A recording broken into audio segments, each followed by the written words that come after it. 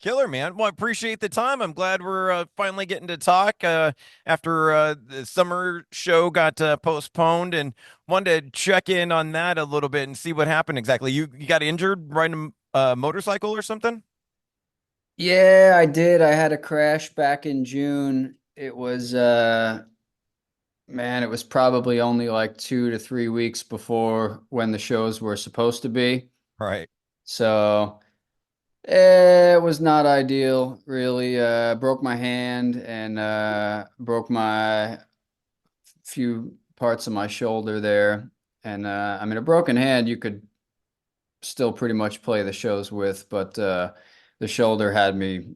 I don't know. It would have been bad, you know. We could have pushed through, and I could have like stood in the back of the stage with a microphone and not moved a muscle. It wouldn't have been that cool. All So Quasimodo style. I'll lean into one side.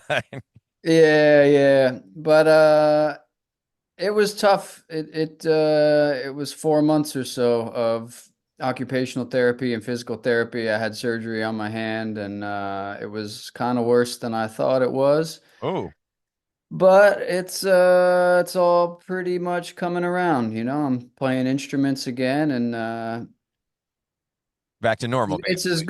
it's as good as I can expect. You know, I got thrown off a bike and a 600 pound bike fell on top of my hand. Ooh. So Do you normally ride, or we trying something crazy, or is this just a typical ride for you and stuff went sideways?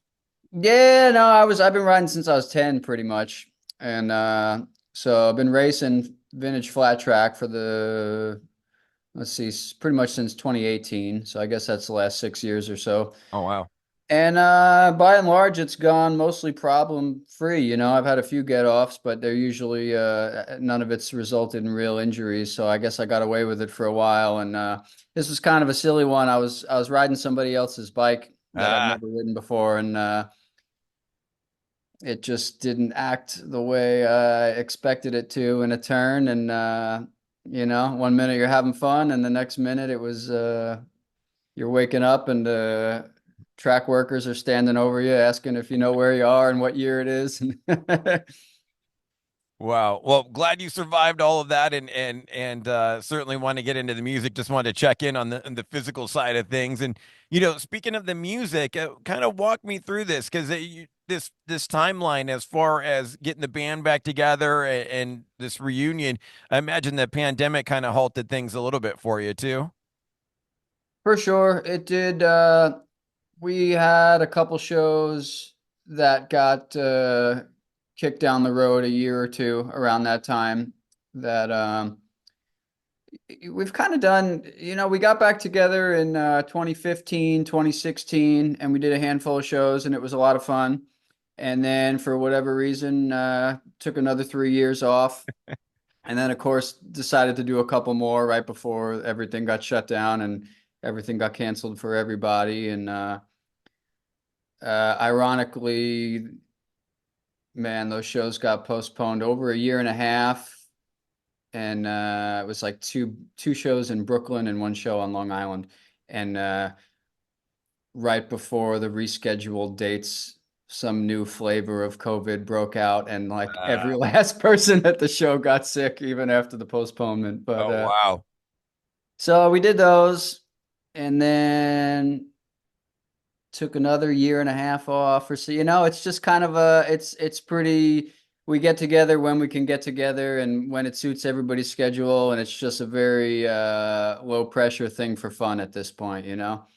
We get the itch, and I really feel fortunate to be able to do it like that, honestly. And so yeah, but California, it's been a long time coming, kind of. The last time Yeah. we played down there was, I think, 2015. I could be wrong. I'd have to look it up, but 15 or 16. Though you know, that last time we were supposed to come to California got postponed too, actually, because I got arrested for some nonsense, and so that got Sure. postponed a year. But either way, it's been about 8 years since we've been to Southern California, so it Long should be overdue. good. Long Yeah, yeah, overdue. exactly. Well, excited for the show Friday, December 20th at the Glasshouse, the old stomping grounds, and great place to do a show.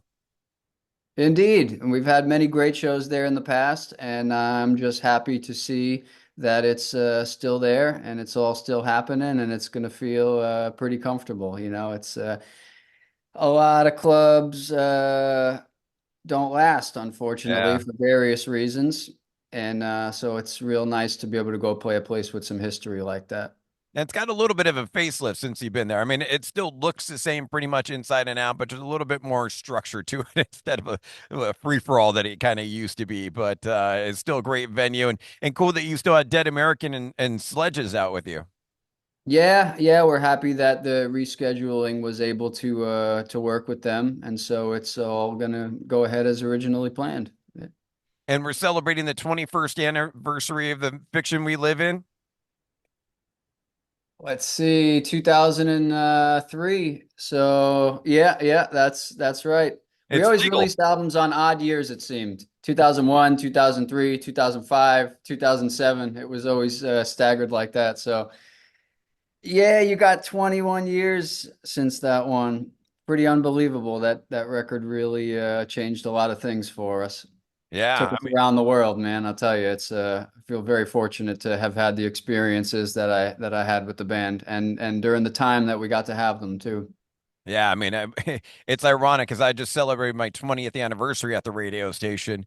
I'd certainly go back to those early 2000s. It's funny because even thinking back about your band, I think it was Tim Borrow turned me on to you guys back in the Oh day yeah? Ah, that's very cool. I didn't know you knew Tim there, but through yeah, I Atreyu, mean obviously. that was our main man, of course. I'm thinking before we've come and gone a few times. We had a hiatus in '05, and I think we lost him after that because we just took too much time off and he got a full roster of bands that were touring like mad. But we're very fortunate that he's looking out for us again and making all these shows happen. And man, yeah, he's that guy knows his shit. Yeah, and speaking of him, I met him through Atreyu, who kind of the West Coast version and metalcore legends, and similar to you, man, the drummer coming out front and fronting the band. Yeah, yeah, it happens again. I never got to speak to him directly about it as to how it shook out. It wasn't exactly planned on my end, but somehow the scales just tipped more and more over time. I was singing more and more, and it got to the point that I was singing so much. Just well, the way things shook out, it was necessity really at the end there. But those guys, man, they were good friends, and we did a few tours with them, but I can remember aside from the bigger tours that we did later on, the very first time we ever came to Southern California, we played with them Hmm. for it was quite a show. You'd be at the time it was us, Atreyu, and Avenged Sevenfold, Okay. and we played in it wasn't even really a club as far as I can remember. I think it was some like a rehearsal space or some kind of studio space or something. Huh. I don't know, but there wasn't more than 30 or 40 people there. In Orange County, I Mm. imagine. Yeah, yeah, yeah. Hmm. Not far from I wish I could remember specifically. It wasn't far from Huntington Beach. Yeah, I know And that all the guys live down that way. yeah, yeah. So it was just a local show for them and we rolled into town with our van was barely running anymore and oh man, we were haggard. I mean, we made the run from New York all the way out there, and by the time a lot of the shows weren't a whole lot of fun, but very small shows. Nobody knew who we were at the time, and we had no business trying to do a national tour like that. We just had more ambition than we had brains, and hopped in the van and went for it. And by the time we got there, we were beat up and broke, and our van was breaking down, and it was actually Matt from Avenged Sevenfold, his family put us up Oh wow, and I mean, fed us honestly, from what I remember, like helped us with repairs on the van. Knew a local mechanic, and took if care of not you. for them, we'd we'd probably still be stuck out there. That's cool to hear that Avenged Sevenfold, especially hooking it up and paying it forward, essentially. Yeah, yeah, very much. And we were fans of what they were doing at the time, and yeah, it was a special scene down there, I'll tell you. Not to take anything away from the rest of the country because I loved playing everywhere and all the shows were good, Sure. but you just knew that when you came through that area that it was going to be a high point of the tour. You know, the LA shows, Anaheim, all the shows at Chain Reaction, all the Yeah. shows at Glasshouse for sure. I remember Showplace Theater, Showcase. Showcase. Yeah, what was that? Corona. Riverside or Yeah, something? yeah. Corona. Corona. Yeah, Yep. yeah. Yep. Had some great ones there. Oh yeah. So yeah, that was always a very great music scene down there and something that we looked forward to on every tour. So looking forward to coming back.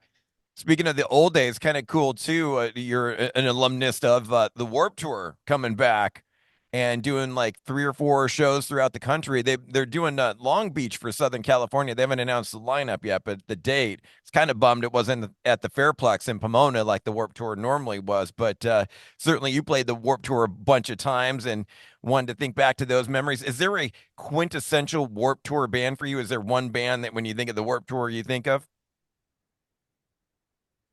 Well, I don't think there was, but as you just asked that question, for whatever reason, the first name that came to mind was NoFX. Oh yeah. So I don't know that they'll be. I think they made it pretty clear that they had done their Yeah. last show. So I Yeah. don't know that they'll be looking to be a part of it, but Probably not. not necessarily. I mean, let's see. The first 97 was the first year that I was a spectator for 97 or 98. I went to Warped Tour as a spectator, Mhm. and my two favorite bands that I saw that year were Snapcase and Vision of Disorder. Nice. Played at the New York show, and that's what I was really into at the time. And we played almost every level of the thing. I mean, our first year we just did a couple dates of it, and it was I don't even we were in a van still, and it's a tough tour to do in a van because a lot of the drives are long and the Yeah. days are long. So Yeah. you're out in the it's kind of designed for a bus. So hats off to anybody back in the day whoever did that tour in a van, and it was hardly even a stage that we were. It was like folding tables, put together, and we had so many people piling on stage that the stage was buckling and caving in. But and then up until when they were using amphitheaters and stuff out here, they had it. Well, out here where I live now, Detroit. That's a funny thing about Warped Tour. It used to be the Detroit date, and it was an hour and 15 minutes up the Write it east down. side outside the city, but it was at a big amphitheater. And that was a fun. It was good times. So it's cool to see it. I don't think it's coming to Michigan, but I would Yeah. probably try to get out to it if it was. Yeah, I think they're doing like a couple, just 3, 4 shows around the country or something like that. And they haven't announced. They just announced the dates, but no lineup or anything like that. But I'm glad that it's back, man. Because I don't know about for you, but I'm sure you're the same. Like I love going to a festival and going for 2 or 3 bands, and then falling in love with 5 other bands along the way that you had maybe never even heard of, and you're just walking around and something grabs you. And I know we have all these big major festivals like Aftershock and all these that are just kind of one destination places. But I really like the Warp Tour and even the Ozfest back in the day, and then Mayhem Festival for a while, where it was a traveling tour where we're going throughout the country and doing these big lineups and great way to discover bands. Yeah, yeah, I agree. I agree. And even even with that, I stress the importance of getting to a show on time. Like there's sometimes that it's not a festival, but sometimes we specifically select opening bands because we think they're great. Hmm. Not because they're going to draw a crowd. Maybe you've never heard of them, but like we think they're great, and hopefully you trust our musical taste just a little bit. And then when a show has sold 600 tickets and the opening band goes on and there's 30 people there, I'm scratching my head. Like, I know this band is great, and then the room fills in 20 minutes before you go on. It's a shame. Like that Yeah. spirit like you're talking about is better. Get there and you might discover your new favorite band. Yeah, let's give a little love to Dead American and Sledges. Tell me about them. I'm not as familiar with them. Well, I'm not going to lie to you. I'm not as familiar with them either, but it was a suggestion of Tim, who, like Okay. I said, trust his judgment. And he sent us a few links to, I almost said CDs. Was it? He sent us some links. Say, check out these bands. What do you think of this? And I thought they sounded great. It being so far from our general home, like if we played Long Island or something, we have more friends and Sure. more of a network with local bands that are playing these days that we can get them on the show. And I'm certainly not going to pretend to know what's going on in the present day in Southern California's local scene. Sure. I'm excited to come see it for myself firsthand, but yeah, most of our friends, either if I have friends here in Detroit or anybody that the guys back east would know, aren't going to be able to travel that far just for one or two shows. So with that, we get some of your local bands out there, and I will say, Mike, our bass player, Mike Pilato, now lives, I believe, in Ventura. So Oh, he's a okay. California guy now, and so we lean on him for knowledge about what y'all have going on out there.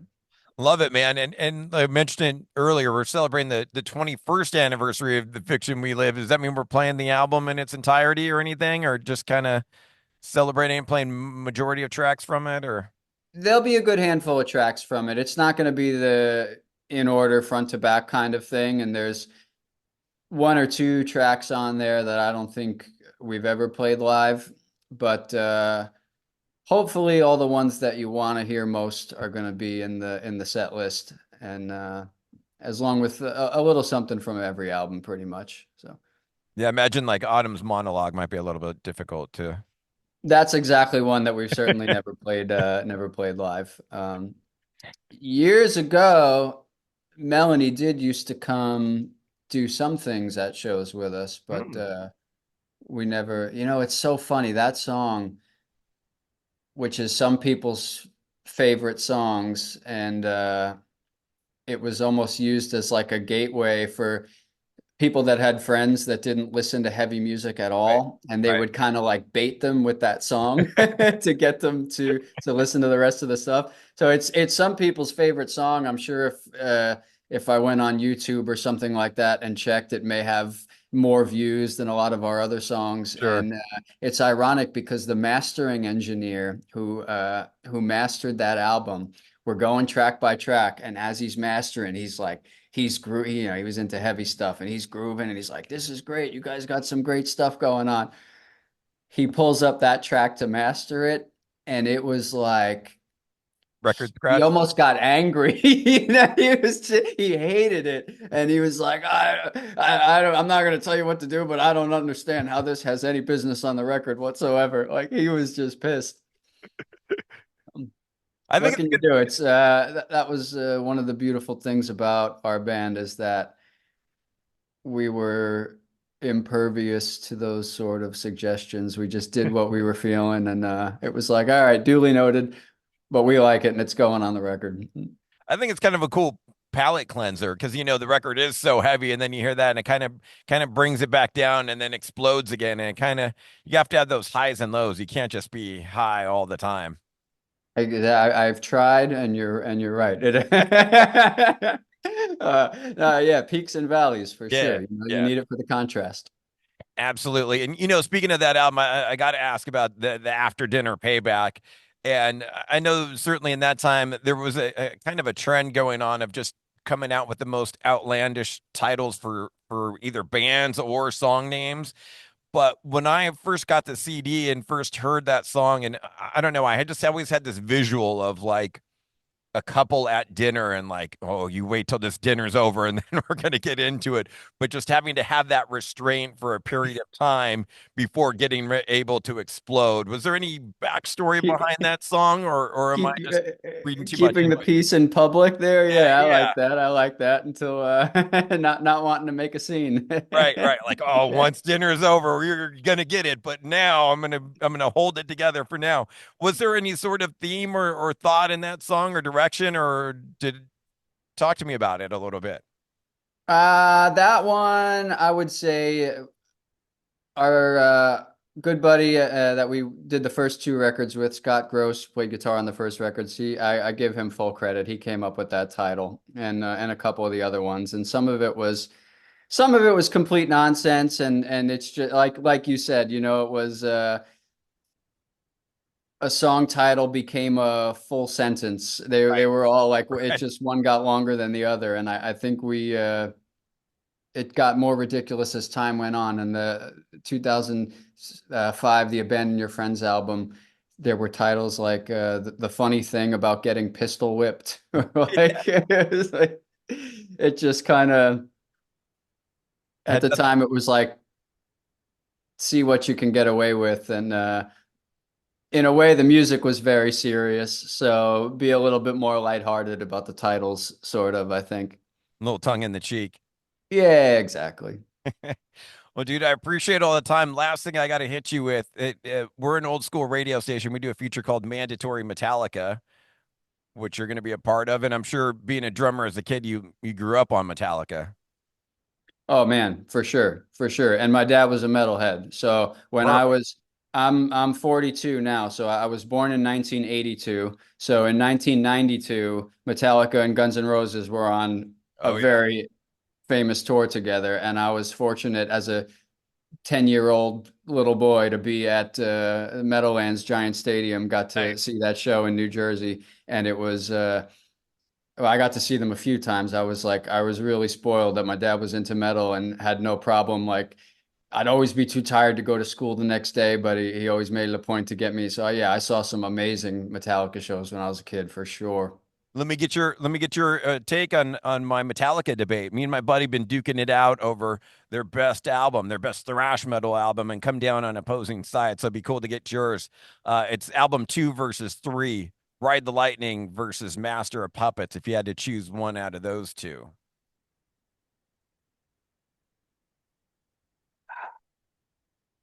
That's very difficult. If I'm saying what their best thrash metal album is, I'm gonna pass you back on both of those and go to Kill 'Em All. But between Covers on those those. two, I'm taking Ride the Lightning, probably, Ooh, even though I think Master of the Puppets has a better production. way better. Yeah, That's what yeah, way separates better. it separates it for me. And some of the songs they kind of lose me. Like Trapped Under Ice and stuff is not necessarily my favorite. Where I feel like Master's got It's zero bad songs on it. yeah. Trapped Under Ice is thrashy though. If we're talking thrash metal, it It is. thrashes. It is. I imagine a lot of skateboarding and listening to that record. That seems to be like the coincide, like listening to Ride the Lightning on cassette and skateboarding to it. Yeah, yeah. Yeah, for sure. For sure. I did. Oh man. Yeah, what a great era. Like that band was just larger than life. To be a kid at that time was pretty cool, and to stand in a stadium. And oh man, like I can sit here and remember the feeling of a full stadium of people singing along to like Creeping Death was like, Yeah. you know, to be 10 years old standing in that sea of energy is life-changing.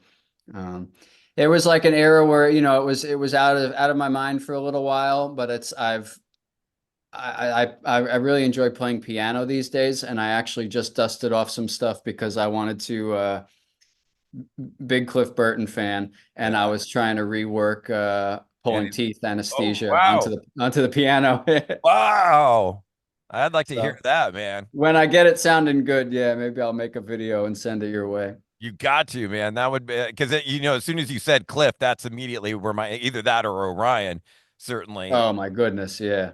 Orion, I think, might work a little better on the piano, a little less distortion. Orion is that'll touch your soul. Yeah. That's beautiful. Just to put a button on it, what song can we play for you on Mandatory Metallica? Uh let's take Four Horsemen. Ah, okay. Kill them all. Yeah, let's take it back to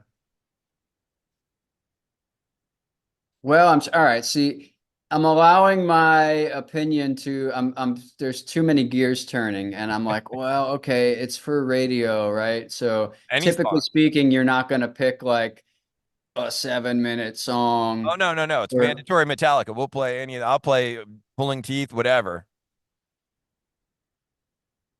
well, I'll stick I won't go back on my word for whatever reason Four Horsemen. I was feeling Four Horsemen. So fire up Four Horsemen. If you got a second one, I'll throw it on. We get three songs. You want to do two? Mm, would it be